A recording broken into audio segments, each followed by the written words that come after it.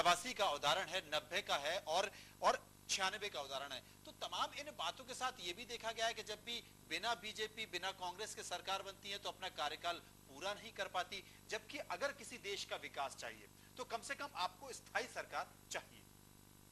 नहीं, बिल्कुल आपकी बात ठीक है कि अगर देश का विकास चाहिए तो अस्थायी सरकार चाहिए, लेकिन यह बाद का विषय है कि वो सरकार चलेगी या नहीं चलेगी। अगर इस देश के दो बड़े दलों की मैं बात करूं, कांग्रेस और भाजपा, अगर समय रहते इन्होंने सही तरीके से काम नहीं किया तो तीसरे मोर्चे को बनने से कोई रोक नहीं सकता है।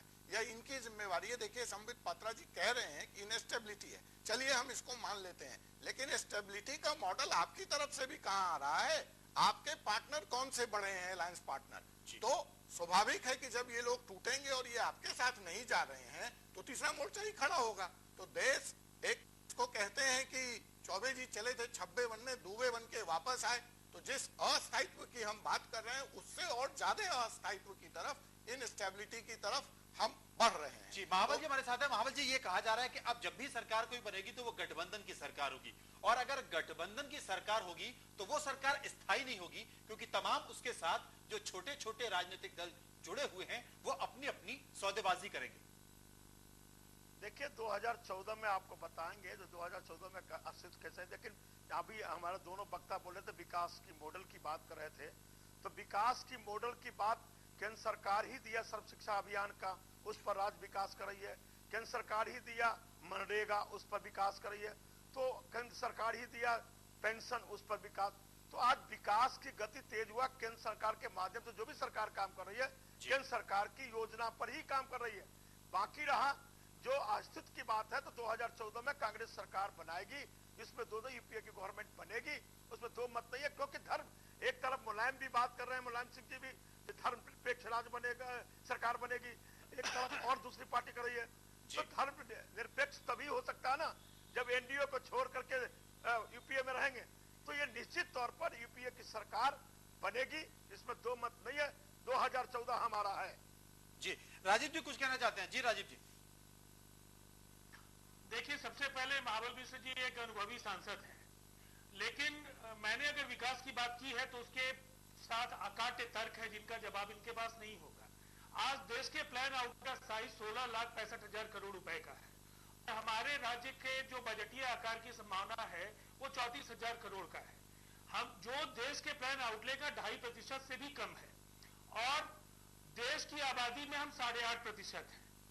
तो आप कैसे संतुलित विकास की बात करते हैं?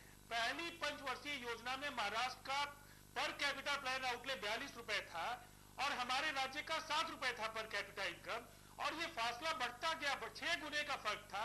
आज नेशनल जो एवरेज है पर कैपिटा इनकम का देश के औसत का तीसरा हिस्सा है बिहार का। तो हमारे जैसे राज्यों की पीड़ा को इन सपाट बयानों से आप एड्रेस नहीं कर सकते। इन समस्याओं को समझने की जरूरत है। अगर आप सर्व शिक्षा अभियान की बात कीजिएगा तो 10,000 करोड़ रुपए आपके पास पड़े हुए हैं, बिहार को नहीं दिए। इस बात से सहमत हूँ। गुजरात की बात करते हैं, महाराष्ट्र का, तो वहाँ सोर्स ऑफ इनकम है। बिहार में सेल टैक्स नहीं है, इनकम टैक्स नहीं है, फैक्ट्रियां नहीं है, बिजली नहीं है। तो इसके लिए केंद्र सरकार का जवाब दे रहा हूं। बिहार में सुनिए, बिहार का वो दौर भी था जब बिहार के इंटरनल रिसोर्सेज का 2% कंट्रीब्यूशन होता था, और आज हम बोरोइंग और अपने स्टेट इंटरनल रिसोर्सेज से प्लान आउटले का 75 से 76%। मैं राजीव जी, मैं नीतीश जी की बड़ाई करता हूँ, मैं नीतीश जी को बड़ाई करता हूँ। बिल्कुल, और नीतीश जी भी सरकार यूपीए की तारीफ करते हैं, यूपीए के नेताओं की तारीफ करते हैं, और अब महाबल जी भी यानी कि कांग्रेस के नेता हैं वो नीतीश जी की तारीफ करते देखे जा रहे हैं। लेकिन इस बीच जो तमाम तरह के जिक्र हुआ है, संबित साहब क्या कहना चाहेंगे? देखिए, सबसे महत्वपूर्ण विषय है, मैं महाबल जी से कहना चाहूंगा कि महाबल जी ने बड़े कॉन्फिडेंस के साथ कहा कि विकास के ऊपर चुनाव लड़ा जाएगा, और चूंकि विकास को किसी ने सिखाया है तो वो यूपीए के सरकार ने सिखाया है।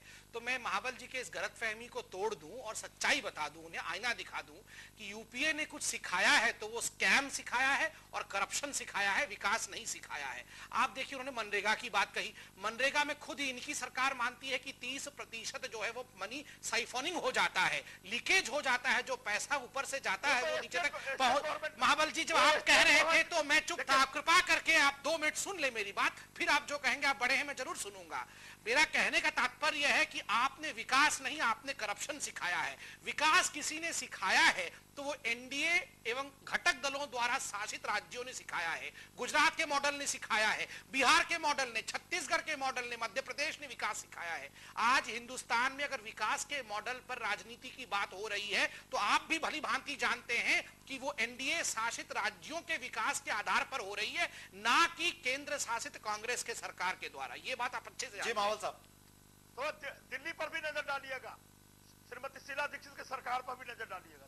नहीं, वो जो नजर डालना है वो हमने नजर डाल लिया है। मैं आपको एक आंकड़े के साथ बता दूं कि भारतवर्ष का ग्रोथ रेट मात्र 5.2% है। किसी पे नजर डालने की आवश्यकता नहीं है। इस बीच समाजवादी पार्टी के नेता सीपी रॉय साहब हमारे साथ जुड़ गए हैं। रॉय साहब, ये कहा जा रहा है कि तीसरे मोर्चे की सरकार होगी, उस मोर्चे की अगुवाई समाजवादी पार्टी करेगी, मुलायम सिंह करेंगे, और यही कारण है कि एनडीए की भी तारीफ की जा रही है। ये कहा जा रहा है यानी कि जिस सरकार के साथ फिलहाल आप हैं, उन्हें सपोर्ट कर रहे हैं, उनके बारे में, यूपीए के बारे में कहा जा रहा है कि एनडीए का कार्यकाल ज्यादा अच्छा था, उसकी सरकार ज्यादा अच्छी थी। ये संकेत किस तरह के?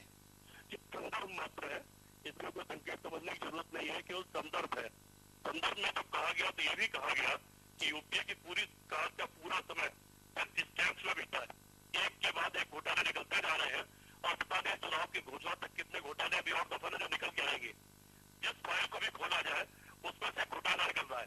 सिर्फ इस संदर्भ में कहा गया कि कम से कम इसके मुकाबले में इससे बेहतर सरकार, इस घोटाले के मामले में इससे बेहतर सरकार थी वो। जी सीपी रॉय साहब, आपकी आवाज साफ नहीं आ रही, आपसे दोबारा बात की जाइए। अजय जी हमारे साथ बने। अजय जी, अगर एनडीए की तारीफ समाजवादी पार्टी कर सकती है, उसके कार्य की तारीफ समाजवादी पार्टी कर सकती है, तो तारीफ कहीं ना कहीं समाजवादी पार्टी फिर गुजरात की भी करे, नरेंद्र मोदी भी करे, क्योंकि उन्होंने भी वहां पर विकास किया है, कई तरह की अच्छी योजना की है, लेकिन उससे समाजवादी पार्टी बचती है क्यों? नहीं, देखिए, इसमें मैं दो बातें कहूंगा। मैंने आपसे समय भी मांगा था जब ये दोनों दल के लोग यहाँ पे बैठे हैं और अपने अपने विकास मॉडल की और अपने अपने विकास की चर्चा कर रहे थे। मैं इन दोनों ही बातों से कतई सहमत नहीं है। वो अगर 2.5% का नेशनल ग्रोथ है तो मोदी जी को यह भी बताना पड़ेगा कि कुपोषण में नंबर 1 है गुजरात। मोदी जी को यह भी बताना पड़ेगा कि जो वहां पे इंक्लूसिव ग्रोथ है वो नहीं हुआ है। तो ऐसे बहुत सारे सवाल हैं। आज का विषय थर्ड फ्रंट की है, इसलिए मैं विकास के मुद्दे पे यहाँ नहीं जाना चाहता हूँ। लेकिन इसमें चाहे नीतीश जी की सरकार हो, उनका भी रिकॉर्ड विकास का जो दिखाने का है, हाथी के दांत दिखाने के और खाने के और सबका ठीकरा केंद्र पे फोड़ देना कि इन सब चीज के लिए आप रिस्पॉन्सिबल है, मैं इन बातों से सहमत हूँ। जहां तक मुलायम सिंह जी की बात है तो बहुत सुलझे हुए राजनीतिक हैं और उन्होंने एक चाल चली है। चाल जो चली कि सुषमा जी ने पार्लियामेंट में यह देखा कि यह बहुत अच्छा मौका है मुलायम सिंह जी की ढाल बनाकर कांग्रेस पे वार करो। उसका पलटवार आज मुलायम सिंह जी ने कर दिया और अपना राजनीतिक स्कोर सेटल कर लिया। बिल्कुल, और ये संकेत उत्तर प्रदेश के लिए भी है, उनके कार्यकर्ताओं के लिए भी है, वहां के लोगों के लिए भी है कि ये मौका है 2014, और अगर आप ज्यादा से ज्यादा सांसद चुनकर भेजते हैं तो समाजवादी पार्टी की सरकार होगी और प्रधानमंत्री मुलायम सिंह होंगे। रुकेंगे यहाँ पर एक ब्रेक के लिए, वापस आएंगे तो चर्चा करेंगे इसी मुद्दे पर। क्या ये बयान संकेत है?